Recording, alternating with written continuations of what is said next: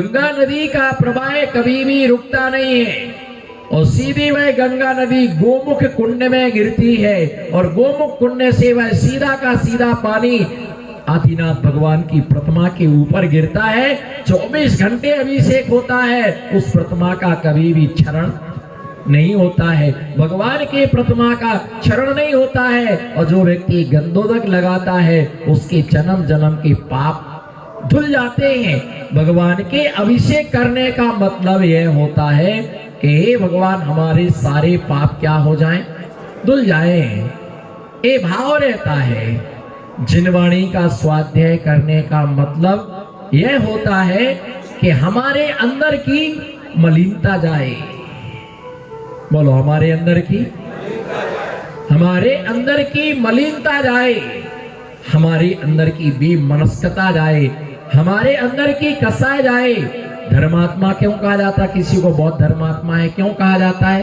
क्या करता है वो? बोलो भैया क्या करता है वो? रौनक भैया क्या करता है वो? विराजो गुरु आज्ञा बोलिए क्या करता है वो? धर्मात्मा क्यों कहा? किसी को टीचर क्यों कहते हो? टीचर क्यों कहते हो? वो पढ़ाता है। वकील क्यों कहते हो? वकालत करता है। इंजीनियर क्यों कहती हो? इंजीनियरिंग करता है। किसी को डॉक्टर क्यों कहती हो? इसको संगीतकार क्यों कहती हो? उनको पंडित जी क्यों कहती हो? पूजा कराते हैं। तपस्वी को तपस्वी क्यों कहते हो? वो क्या करते हैं? तपस्या करते हैं। मुनि को मुनि क्यों कहते हैं? क्योंकि वो दिगंबर होते हैं।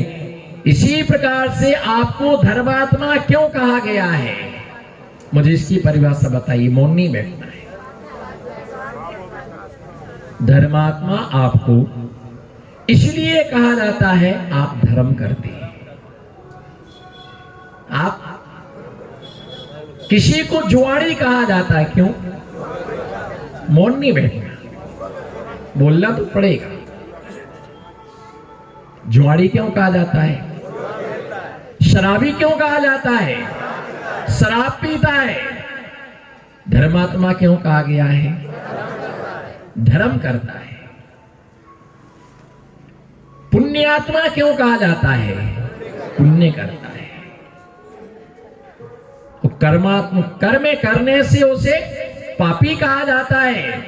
भगवान की भक्ति दर्शन आराधना करने का फल मुझे ये मिले, मेरा किसी से बैर ना हो।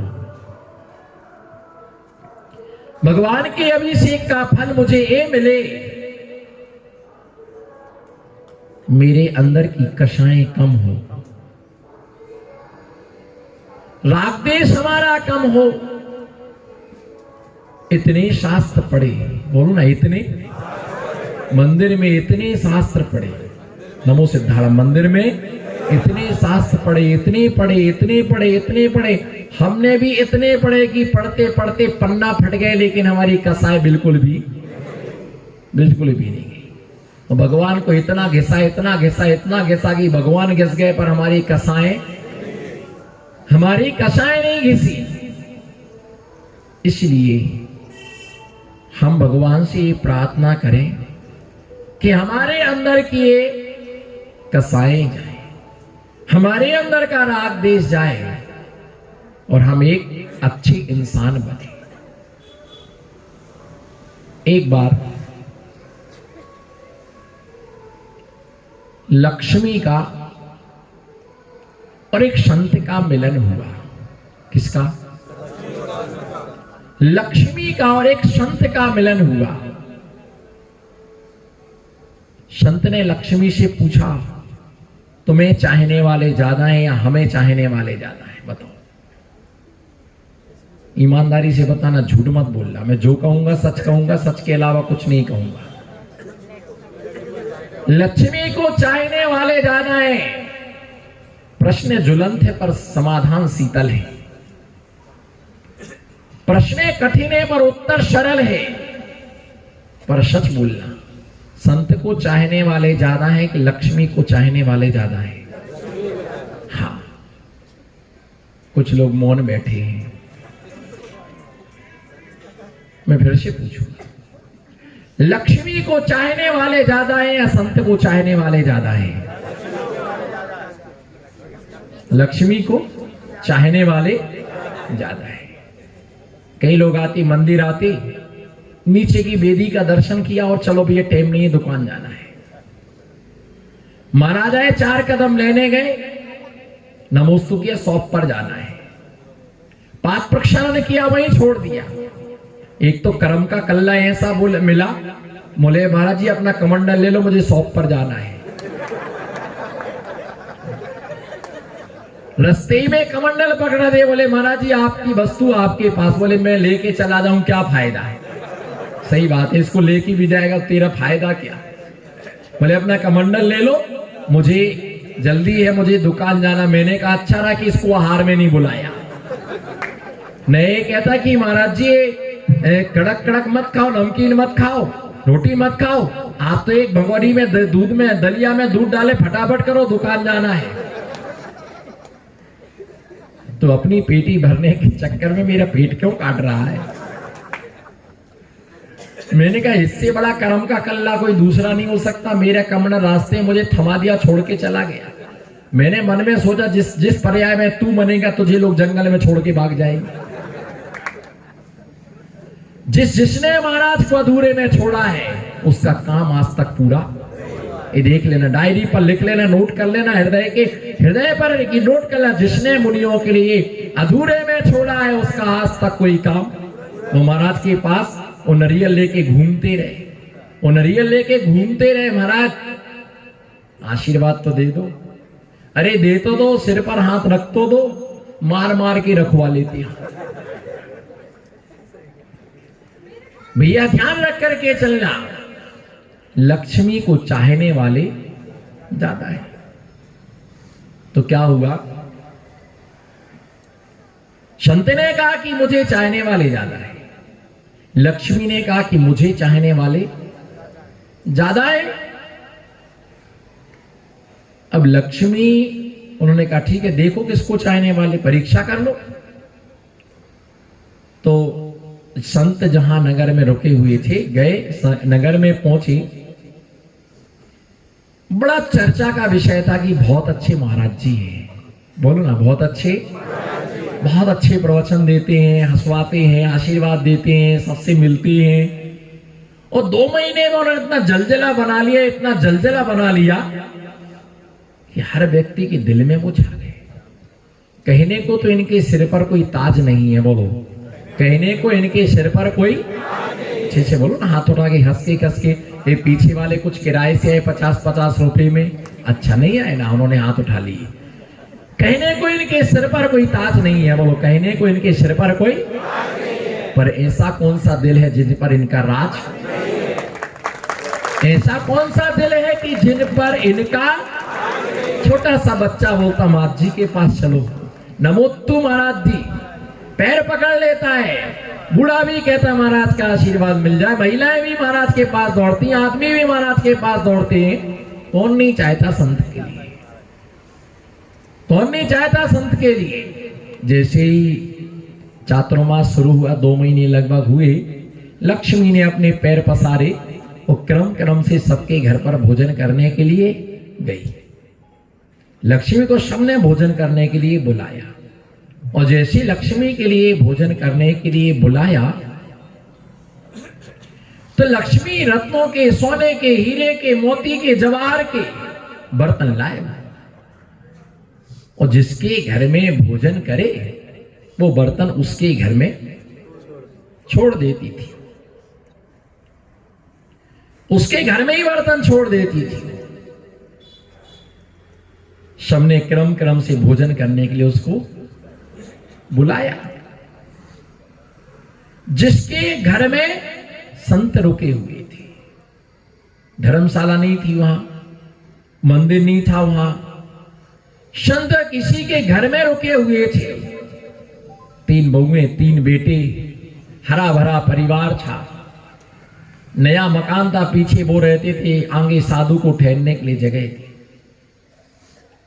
लक्ष्मी के लिए भोजन करने के लिए उस परिवार ने भी निमंत्रण किया, इनविटेशन दिया।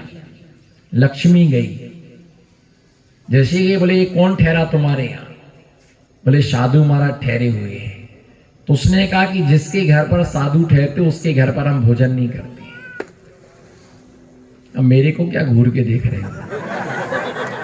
हालत खराब हो गई। बोले अच्छा रहा हमने अपना मकान नहीं दिया। हितेंद्र भाई पछताना मत। लक्ष्मी ने क्या कहा? भैया नमो सिद्धाड़म, आपके पीछे वाले। क्या बोला मैंने? आप कहीं खो गए थे, मैं आपको ढूंढ के लाया। ये भैया मोबाइल में चले गए थे। पहले बोतल का तूफान था, आज मोबाइल का तूफान है। भैया जैसे उसने कहा जिसके घर पर संत रहता है उसके घर पर हम भोजन। अब सारे घरों में सोने चांदी के बर्तन गए, हीरे मोती के बर्तन गए, तो उनको लगा कि नहीं। तो अब घर में बच्चे बोले पापा तुम और एक ने एक समस्या लेके आ जाते हो। कहां से ठहरा लिया महाराज के लिए? अब करें तो करें, सीधा बोल नहीं सकते कि महाराज जी जाओ। तो मालूम, लाइट बंद कर दी, सब जगह अंधेरा छा गया। जो पाटा था उसका एक टांग तोड़ दिया, 3 पैर का पाटा बचा, 2 पाटे गायब हो गए। कमंडल में पानी देना बंद कर दिया। और सामायिक को बैठे तो शोर मचाना चालू कर दिया। तो अभी महाराज जी कितने जबरदस्ती टिके रहे 1 महीना और। फिर भी महाराज जी 1 महीना और टिके रहे। कोई बात नहीं, ये तो हमारी जिंदगी के त्योहार हैं। परिचय उत्सर्ग हमारे जिंदगी के त्योहार हैं। ये हमें कर्म निर्जरा करने की प्रेरणा देते हैं। फिर आए 2-4 लोग, भाई उनके बेटे आए, बोले महाराज जी हमारे यहाँ बहुत समय हो गया, मैं सोच रहा कि सबको थोड़ा थोड़ा क्या मिले, लाभ मिले, और लोगों को भी ठहरने का स्थान मिले, और लोगों को लाभ मिले। हमारा भाव है कि सबको लाभ मिले।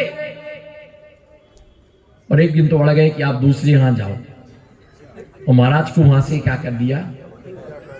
सुनना, ध्यान से सुनना। महाराज को वहां से निकाल दिया। जैसे ही महाराज को निकाला, महाराज शास्त्रा से हंस करके प्रसन्न होकर के कमंडल लेकर के निकले।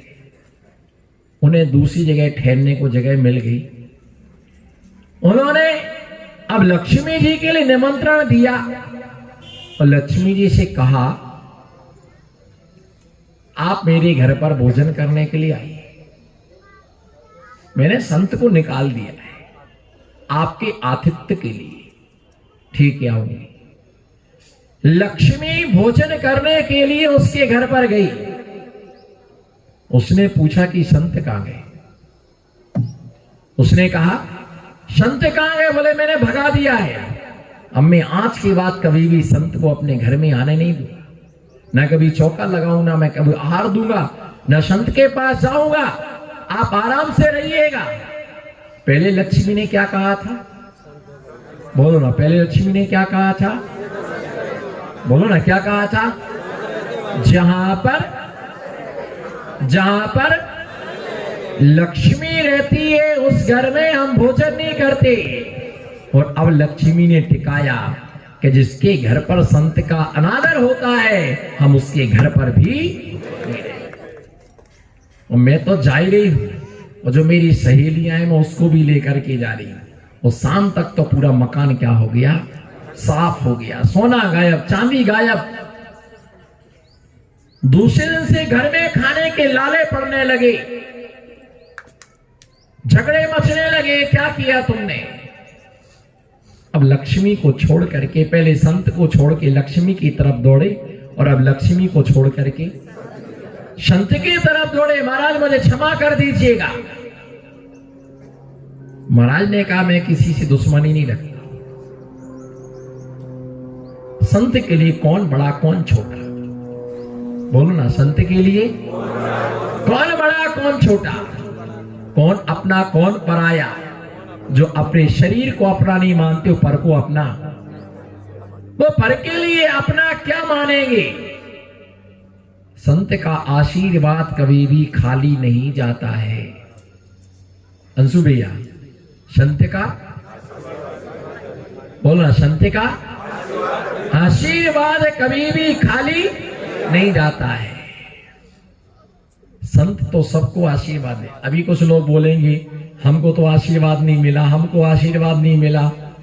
हम तो बटार रहे थे, पर आप में लेने की क्या होना चाहिए, क्षमता होना चाहिए। आप में लेने की ताकत होना चाहिए, आप में लेने की दम होना चाहिए। साधु भरपूर देता है, साधु इतना देता है, इतना देता है कि तुम्हारी झोली खाली हो जाएगी। तुम्हारी क्या हो जाएगी, तुम्हारी झोली खाली हो जाए, तुम्हारी झोली छोटी पड़ जाएगी। लेकिन संत कभी देना बंद, संत आता ही देने के लिए। बोलो संत, नहीं हंस के बोलो, नहीं मजा नहीं आ रहा। लोग 500 रुपए दिन पर हंसने आते, हम फोकट में हंसवा रहे। और रामदेव हा हा हा हा पेट फुला फुला के गार्डन में जाकर के उल्टे सीधे होकर के नाचते, उल्टे सीधे होकर के नाचते। मैं देने के लिए आया, और सच्चा संत वही होता है। बोलो महालक्ष्मी नगर की लक्ष्मियों, संत बोलो, संत देने के लिए आता है। अरे भिखारी वो होता है जो रोटी की भीख मांगता है। भिखारी वो होता है जो रोटियों की भीख मांगता है। भिखारी वो होता है जो कपड़ा बिछा करके बैठता है। आशीर्वाद मांगने वाला कभी भिखारी नहीं होता है। इस पर तो हमारा अधिकार है। बोलो, इस पर तो हमारा अधिकार है।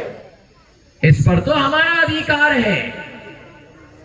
जिसके सिर के ऊपर गुरु का हाथ रख जाता है, उसका कभी दिमाग खराब नहीं होता है।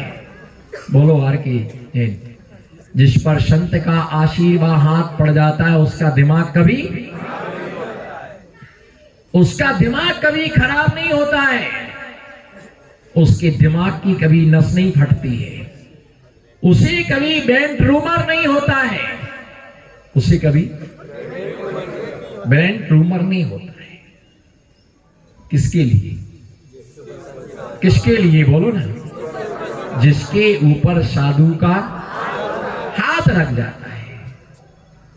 आप तो कहेंगे हमने तो कई बार रखवा लिया, अभी हम उतरेंगे हम तो पकड़ के रखवा लेंगे। महाराज जी हमारा फैमिली महाराज है, फैमिली डॉक्टर, फैमिली वकील, फैमिली इंजीनियर, फैमिली महाराज है। भैया ध्यान रख करके चलना, लाखों बार रखवा लेना, लेकिन एक बार पूछ लेना कि हमारा दिल से रखा क्या।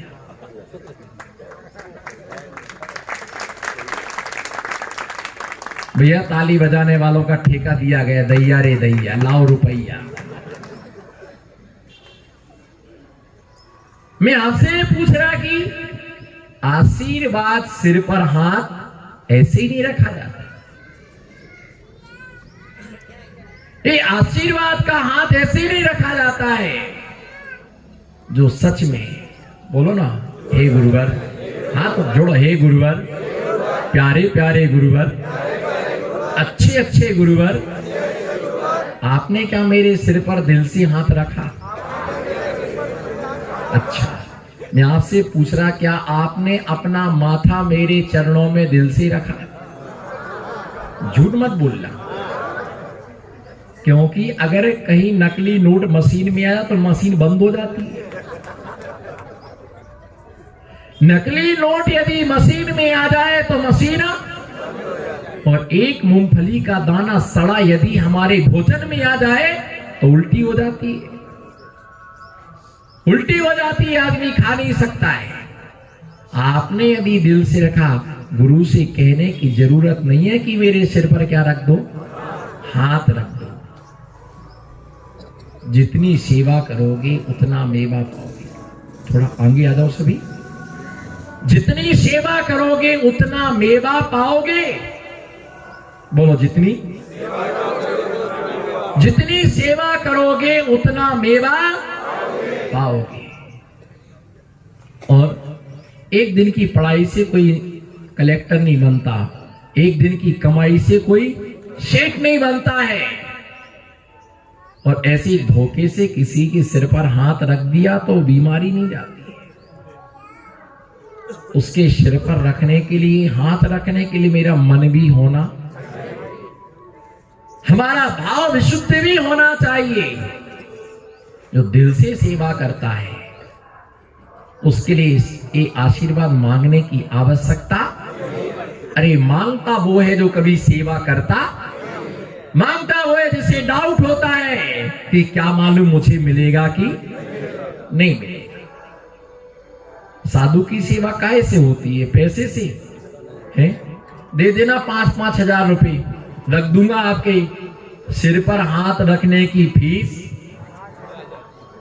5000। कितना दे देंगे? कोई बात नहीं, आप बोलो महाराज, आप तो आदेश करो, आपके वचन खाली नहीं जाएंगे। आप बोलो तो मैं अभी हाल दिए देता हूं, लोग निकाल लेंगे फटाफट। 5000 में क्या लगता है? 5000 में लोग सोचते हैं कि हमारी रामकली कजरारी ब्यूटी पार्लर में एक बार में करा के आती, महाराज ने बोला तो क्या हो गया। 5000 में तो सिर्फ फेस का ही ब्यूटी पार्लर होता है। सही है ना? हाँ तो बोल लो कम से कम, मतलब करा के आई आज ही। भैया ध्यान रख करके चलना, इसकी कोई फीस नहीं लगती है। जो पैसे देकर के आशीर्वाद लिया जाता है वो आशीर्वाद कभी फलीभूत नहीं होता है। पैसा देकर के आहार दिया वो आहार कभी फलीभूत नहीं होता है। और जिस दिन आहार दान के पैसे लगने लग जाएं, पंडित साहब, जिस दिन आहार दान के पैसे लगने लग जाए, जिस दिन भैया वृत्ति करने के पैसे लग जाए, जिस दिन कमंडल पकड़ने के पैसे लगने लग जाए, जिस दिन एक श्रीफल चढ़ाने के 5000 रुपए लगने लग जाए, बस समझ जाना पंचम काल का अंत आ गया है। पंचम काल का अंत आ गया है।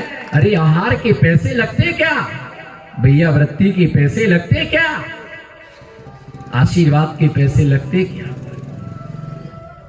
पैसे से ली तो क्या ली। संबंध प्यार से होता है, पैसे से नहीं।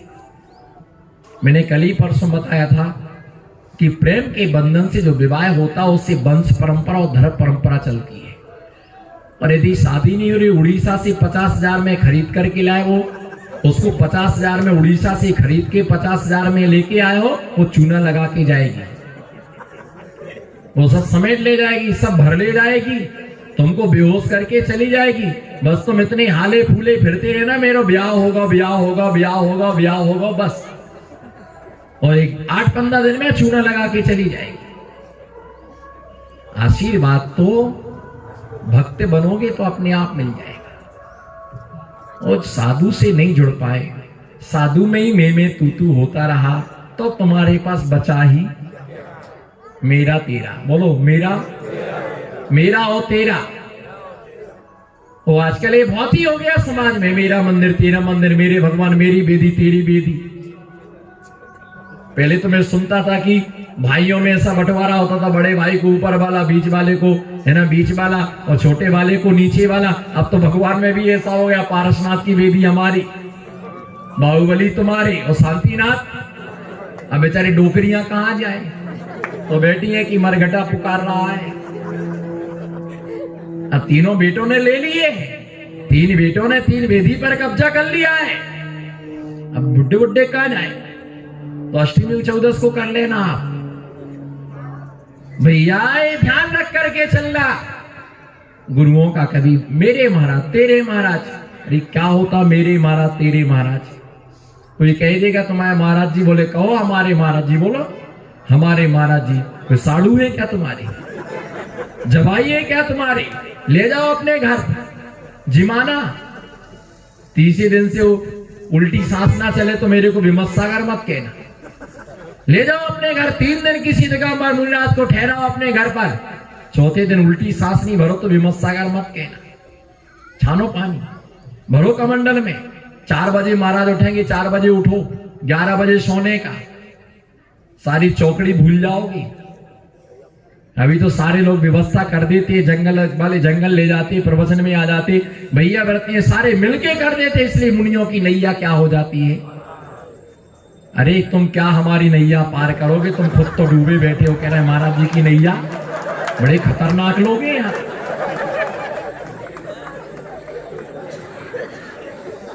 मेरे को पहले ही दिन पार कर दिया, अभी तो मैंने पानी भी नहीं पिया यहाँ का। बस एक ही आत्मा थी जिसने नहीं बोला, वो पंडित जी थे, उनने नहीं बोला। बाजू वाले को भी मत बोलना तुम, बाजू वाले को बोल दिया मत बोलो महाराज जी। नमो सिद्धार्थ। भैया ध्यान रख करके चलना, अपने जीवन में खूब अच्छी आस्था बनाओ। और यदि फूल ही बनना है, बोलो क्या, फूल ही बनना है तो कमल की बनो, बेशरम के बने तो का बने। फूल ही बनना है तो एक बार हंस के बोल दो, चश्मा लगाने से कोई स्माइल नहीं लगता है जी। मैं तो हमेशा बोलता हूं कि हाथ में मोबाइल हो या ना हो, लेकिन चेहरे पर स्माइल जरूर होना।